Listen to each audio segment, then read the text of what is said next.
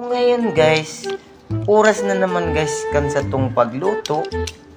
Medyo nagbabanggi na naman, kaya maasikaso na kita. Ikaw na naman. So yan na pala ang sa kong lulutuon. Ang matabang karnikang urig.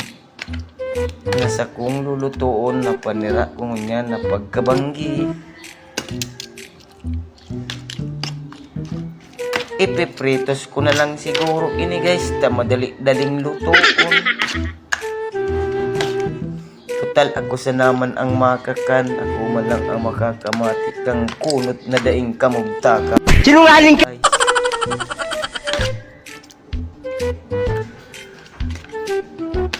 Pilinganin do matabaon no. Hirap. Pwede na ya. Sungon yan ihanda tanang sa tong kawali. Buksan ang silid.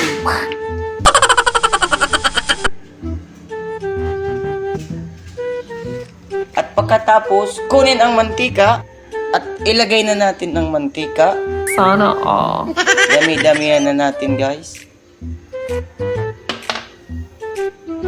So ngayon guys, ilagay na natin guys ang karning mataba na garo na siya kataba. What? Bro, what are you talking about, man? Ayan. Okay na yan guys. Okay.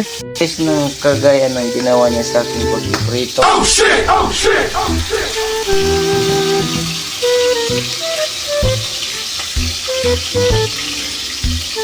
Tanggal ang kolesterol na taba sa imong hawak.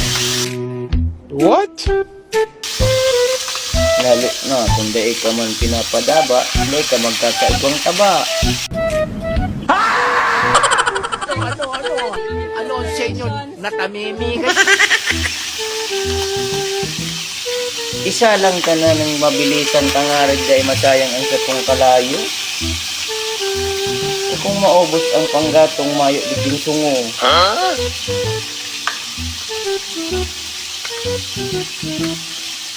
Kaya dapat ang salang medyo dakul-dakulon ta na guys tangarig dahil masayang ang satong kurab. Nagtataralsik malaniton garo man lang kang binayaan niya ako guys. Oh shit! So ayan guys, paluto na siya. Nam-nam, aray mo, pakak. Aray mo, pakak! Sigurado. Ang sarap-sarap siguro nito, no?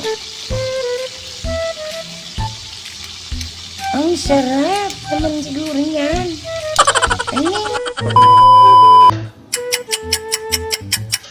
Tayo ay kumain. Tayo ay gutom. Ang Pinoy. Kunyari, dikit man lang naman ang maluto. Okay.